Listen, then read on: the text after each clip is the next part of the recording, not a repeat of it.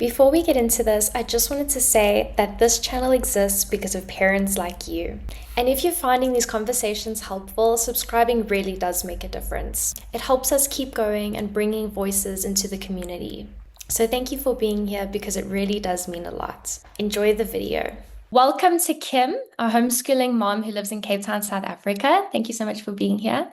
Can you tell us a little bit about yourself? How many children are you homeschooling? What are their ages? Thank you so much for having me here today. I want to start straight away by letting everybody know that I'm coming from a different side of the homeschooling arena, as we have a neurodivergent daughter who is currently in autistic burnout. And before we understood the extent of her autism profile, she has a profile called Pathological Demand Avoidance, which comes with its own cohort of extra challenges. We had decided to allow her to stop going to school, and we were looking at how we were going to navigate continuing her education at home, which I think is a slightly different concept to putting it under our journey or our intentions under the banner of homeschooling. And one of the things that I've come to learn, or we've come to learn, is just how many options, how many pathways, how many opportunities there are when a parent decides to embrace taking their children out of a main school formal schooling setting. And we had decided quite early on that we were going to experiment with the concept of unschooling. And I have spent the past 14, 15 months learning as much about the unschooling journey and how that can unfold in our situation, which has helped our situation supporting our daughter who is in an autistic burnout. So that's where I'm coming with my story today. That's great. Unschooling, yeah, that's a really interesting term. Is there anything you can share about that and your sort of your experiences of it? Yes. With the term unschooling, what we have come to learn to understand is that you, first of all, release our traditional understanding of how schooling or education looks like, what it looks like, how it occurs. And for most Western environments, that is a 12-year journey, Monday to Friday, 8 to 3, 9 to 4, with a set curriculum. And my first introduction to the term unschooling was at a festival, and there happened to be a talk. And I sat there and listened to a journey of a family. And in a nutshell, two children, one had spent his entire childhood fishing in a dam on the farm. Then Oh, that's it lovely. had that fishing led to river fishing, freshwater fishing, sea fishing. I don't know all the areas. And he only really started learning to read, I believe, at the age of around 10, when he wanted to learn more about the different types of fish, marine wildlife. And to cut a long story short, at some point, he decided he wanted to become a marine biologist and undertook his own educational pathway to study the subjects and meet the high school curriculum criteria to be able to have the entrance requirements to put in a university application. And he is now a marine biologist. No Wow. childhood Brilliant. stress. Yeah, No, when are you meeting these milestones? yeah. No hours of laborious homework. And the brother, the sibling, had a very different journey, that he wanted to become, or he, at a very young age, I think 3 or 4, fell in love with baking and was always in the kitchen and learned to read through learning about ingredients. The maths, the chemistry happened through learning to bake, to cook. And as far as I remember, he never did any formal schooling, but is now the owner of several restaurants. Wow. And that was my introduction. And at that point, I said, ha ha ha, not a chance in hell. Sounds like that means I have to be on this journey. And both my husband and I, our income, we need to both be working. That is just our situation, as is the case in most families. And we are not at home. And very quickly after that, we recognized that instead of looking for a different school for our daughter, she actually couldn't even go to school. And we had to take a step back. I was an absolute boff at school. I even missed a year of primary school. I was once upon a time so clever. I sailed through school. Nobody ever had asked me to do homework. My husband, on the other hand, hated school, was anti-establishment, but still a traditionalist in that, well, then she needs to finish the year. We can't just pull her out of school now. What is the plan? And suddenly our roles really changed, whereas I became the, you know what, the world is changing. Who cares if she finishes the grade? What's the big stress? We're so conditioned, aren't we, that it has to be that. So conditioned. And I rang him up one day when my daughter came home. She was finished. We were worried about childhood depression. We didn't even know she was autistic at this point. She was high masking. And I rang him up. He happened to be on a work trip in Egypt in front of the pyramids when I said, do you trust me?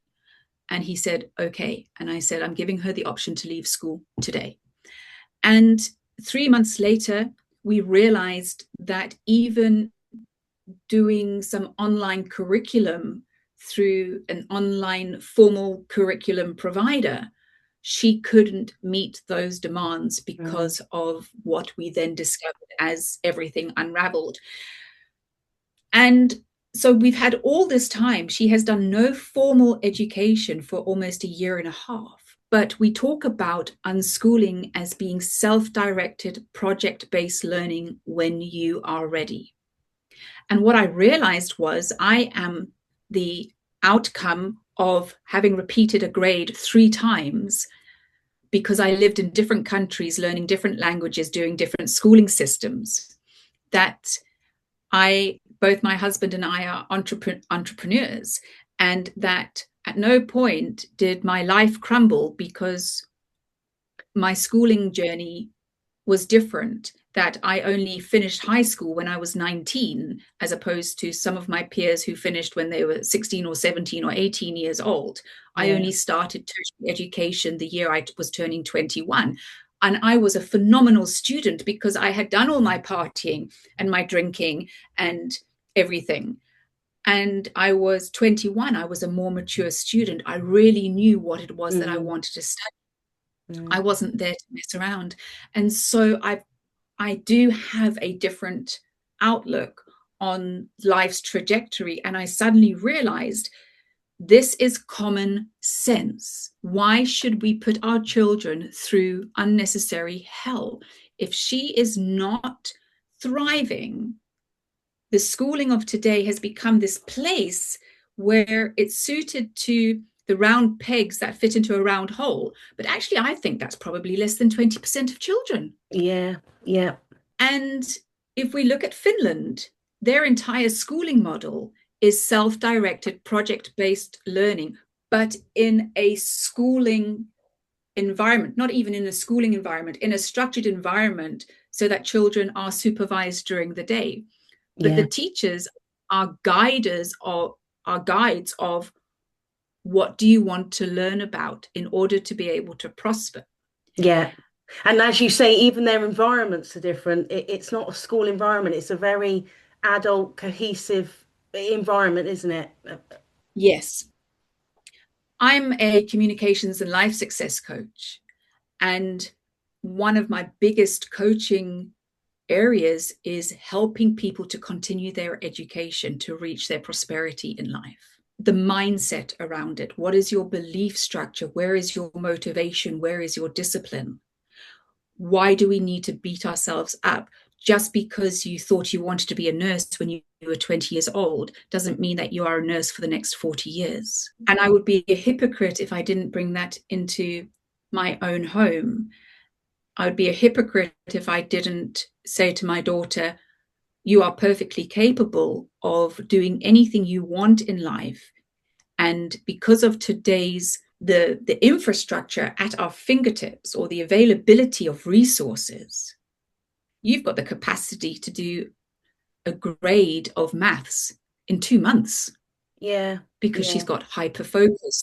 Do you understand what I'm saying? Yeah, definitely. And just going back to your situation, that you're both working, and how have you made that work for your family?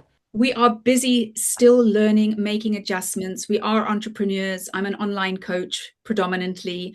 I fit that in. We're continuing our own education into how we can develop other side hustles of generating more sources of income. We have the flexibility that we can work remotely. My husband's got a certain amount of flexibility. Our daughter loves to travel. And this brings me to the next area of what I find incredibly interesting, is that she has been learning all this time, even though she is in burnout, with virtually zero executive functioning, meaning she can't do simple things like brush her teeth, help herself to food. There'll be a week where she can't shower or get dressed. But the incidental and experiential learning that is taking place is mind-blowing. She's fascinated with medieval history. So she spends hours watching medieval history documentaries, looking up things on YouTube. Her creative genius with digital art is mind-blowing. She makes dragon puppets, which are 4D. She's never done a geometry class in her life. She downloads tutorials.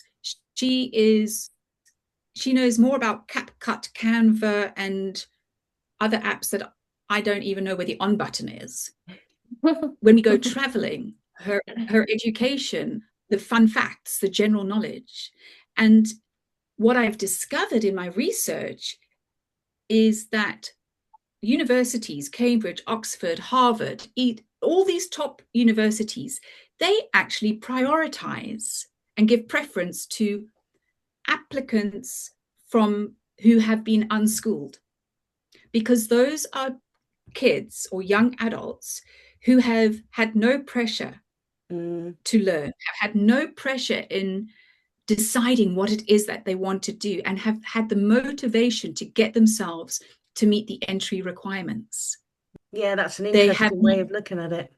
Yeah, they have not had high school burnout. Yeah. How many children do you know that have been elite at school, number one all the way, and sadly amount to very little later in life, or burn out, depression, anxiety, because they've been forced to reach their peak at an unhealthy age? Yeah. Well, and also that curiosity, and I feel like that self-direction, it is squashed. It's almost like you're not allowed to do that. You have to do what's in front of you to move on to the next thing. And actually, more and more people are questioning that, and rightly so. That's not how life works, is it? Absolutely. We were very blessed in the little town where we live. We've got a Charlotte Mason school.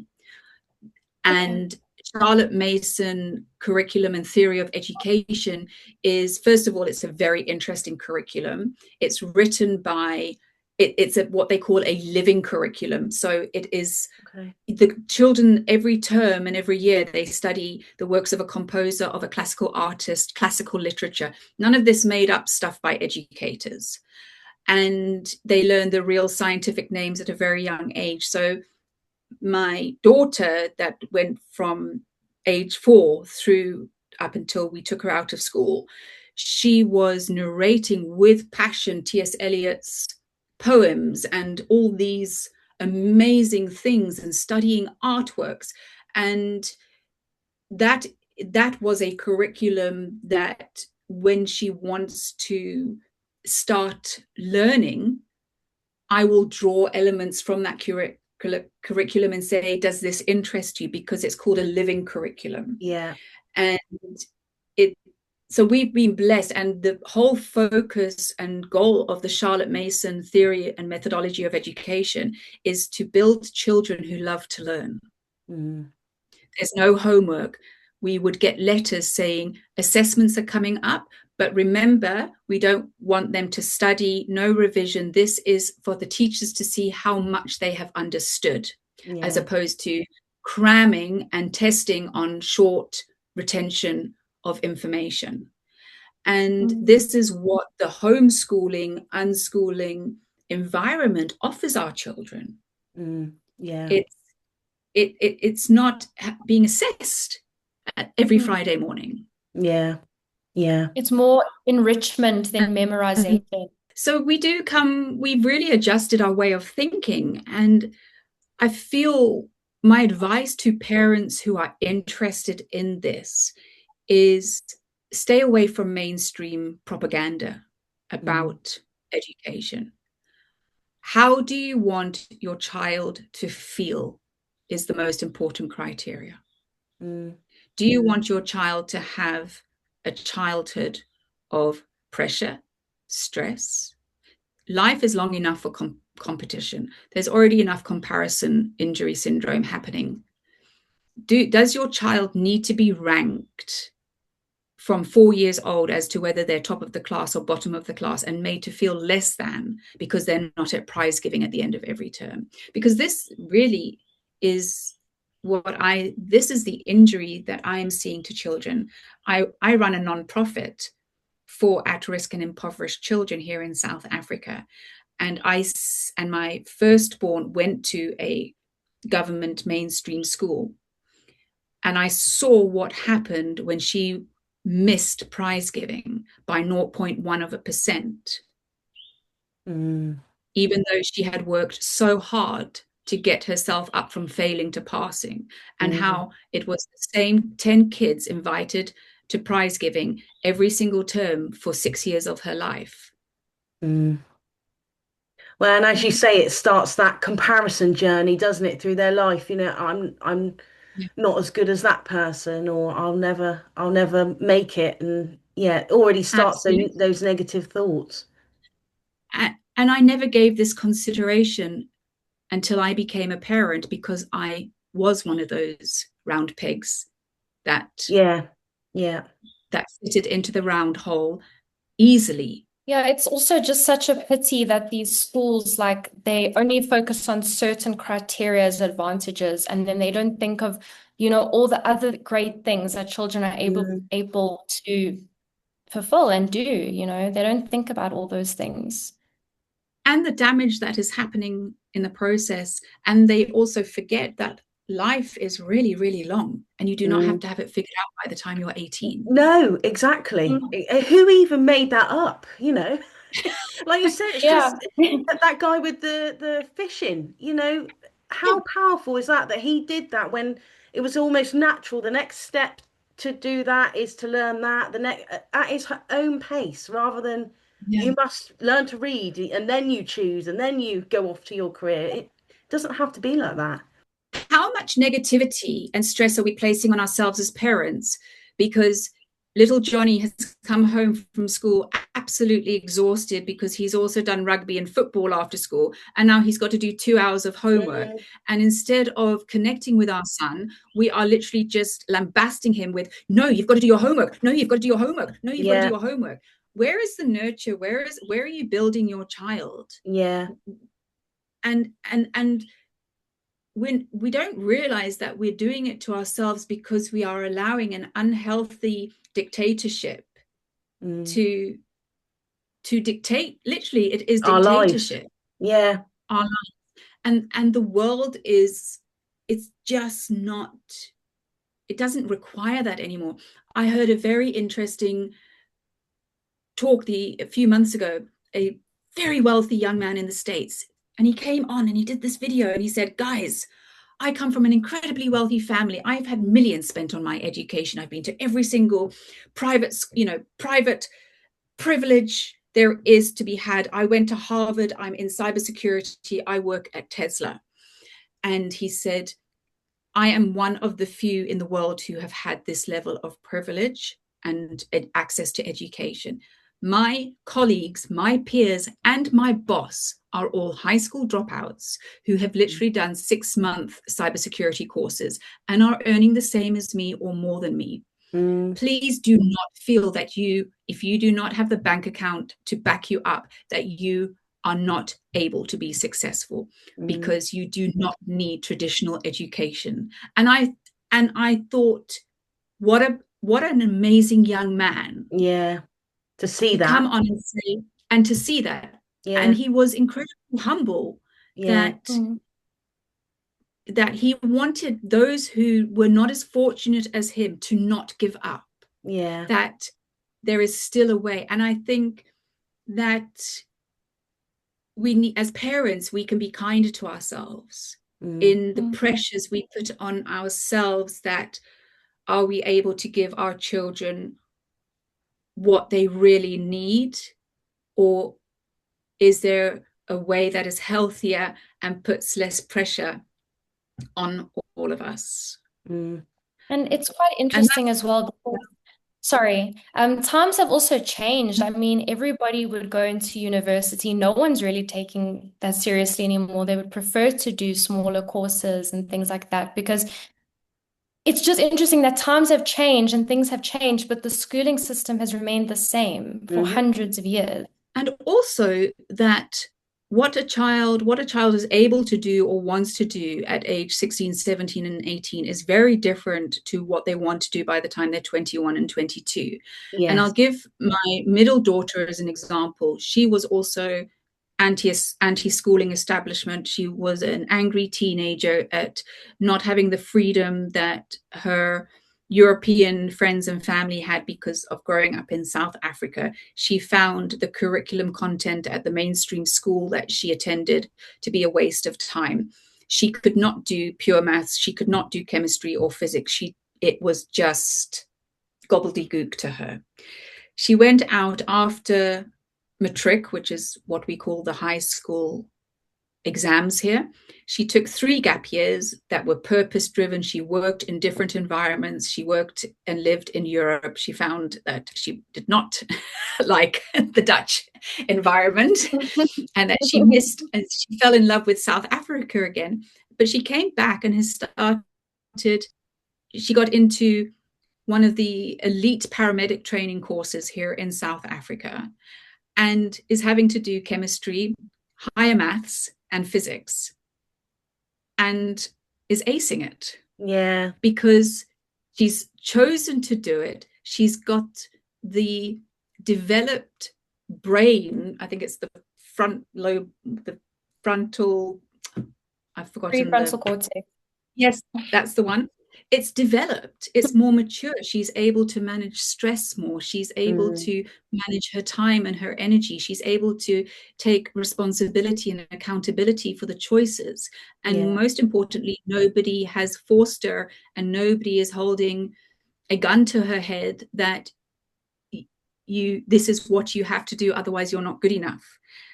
Well, it fits in with what she's doing, doesn't it? It makes sense. You know, when you're at a young age and you're learning some of those concepts, you think, how is this going to match into my later life? But if you're doing a role that requires that, it makes sense.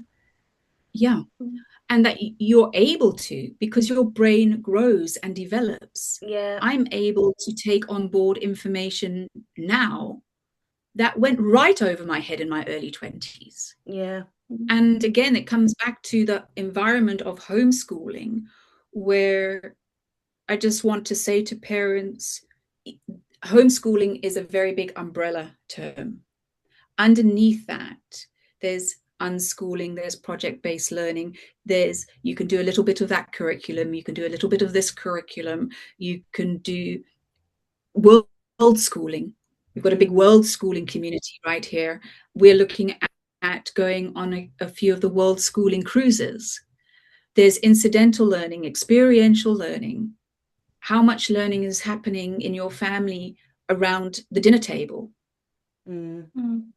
What are you discussing? I think, as you said, And it why? actually opens up opportunity. That's what it is. It's a real opportunity, isn't it? Our youngest daughter, she's already looking, she comes up to me every week.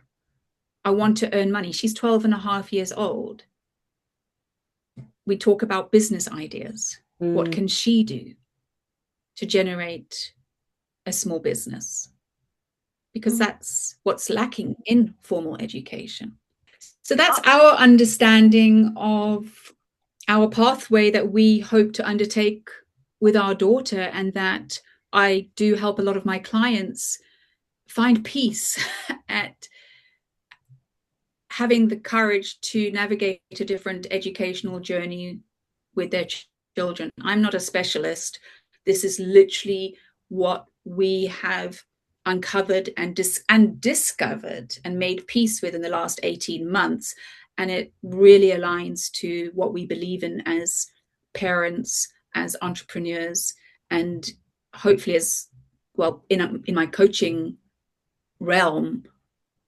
I want people to feel prosperous in life, and that includes prosperity with your children and how you raise them and get them to think about themselves and their place in society and where education fits into that. I don't think the unschooling journey is necessarily for every child.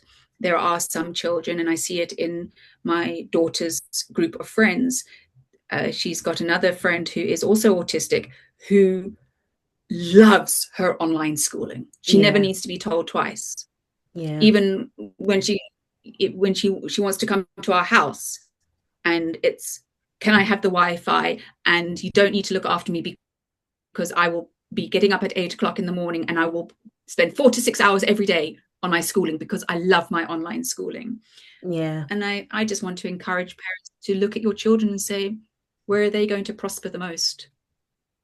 As you say, there's lots of options, and it should be whichever the child feels comfortable with, really. And I think what's nice about your situation is you're learning together, you're discovering together. And I think that sounds brilliant. It sounds like an adventure in itself. It really is. I mean, yesterday she was having a day where she wanted to be by herself, but she said to me, I'm having a learning day. Finally, I want to learn. And there she was with her laptop open. There was some tutorial going on. I saw this amazing design happening on the iPad. And that was 6 hours that she was busy.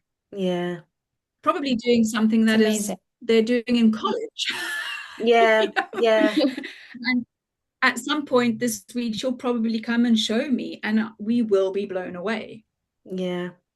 Well, thank you so much for sharing your story, and particularly around the unschooling. I think that's a really interesting concept. And I think a lot of people, or a lot of parents, think, right, I've deregistered, they've come out of school, like, what do I do now? And then there's that pressure. Again, that pressure comes in.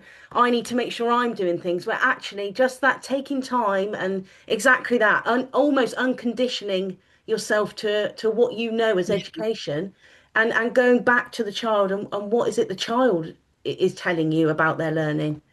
I think it's brilliant. And I think that's where we have places in South Africa called cottage schools, where somebody who is homeschooling their children will open up their home to an environment where other children can come if they can't be left at home unsupervised, or parents are needing to go out and work. But in that environment, the children might be doing completely different curriculums or different types of learning. And where there's a will, there's a way. And I think people do have options. I don't know about the UK and regulations. I think it is quite hard. In South Africa, maybe we are not the main concern of our government. They have a lot more pressing situations with children, rather than to follow up on every school, on every child that is being homeschooled. That's been my experience so far. It's been 18 months and nobody's come knocking on our door just yet. Yeah. But I do see frustrations on platforms where people do live in far more regulated countries. When we've had friends who've wanted to come and do the most amazing educational trips to South Africa, and I'm talking the wild coast, we've got the flora and fauna here like nowhere else in the world, the game parks. I mean, the educational value of living in South Africa, and the school in the UK won't give time off, and the parents get a fine. But what those children are going to learn in that week of missing school is more than they're going to gain in a whole year of. Exactly. And I think that's why a lot of parents in the UK, you know, are opting to homeschool, because it's just so rigid and there's no flexibility at all. You know, and exactly that, they think that by fining the parents that's, you know, it's going to sort of solve a problem where it doesn't. I am learning as we go along, but I do bring this into my own coaching and help parents come to peace and find the right journey for them and their children. So if I can be of value talking more about that, then please just reach out to me. Yeah. We feel so blessed to have the flexibility to be what we need for our daughter. And we don't take that for granted. It's very hard work. We're having to reinvent ourselves. But we do feel so sorry for the millions of parents who don't have choices, who have no choice but to have their children in underfunded, under-resourced government schools here, impoverished communities here and worldwide. And so if there's anything that I can do just to help another person prosper, then please reach out to me. Oh, thank you, Kim. Thank you. And it sounds like you're doing a great job and it's really working for her, which is amazing. Well, we're just taking one day at a time and not putting pressure on her or ourselves. If she never does another day of curriculum learning in her life, then that's going to be okay, because she learns in other ways. We're just not worried. All right. Thank you so much. Have a great day, and thank you very much. Thanks.